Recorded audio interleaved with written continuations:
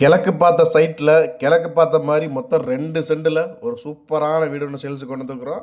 Front எலிவேஷனெல்லாம் பாருங்கள், பார்க்குறதுக்கு ப்ரீமியமாக பண்ணி கொடுத்துக்குறாங்க. உள்ள என்ட்ரன்ஸ் கார் பார்க்கிங், குட்டி கார் நிறுத்திக்கலாம், அதனால் 2-3 டூ வீலர் நிறுத்திக்கலாம்.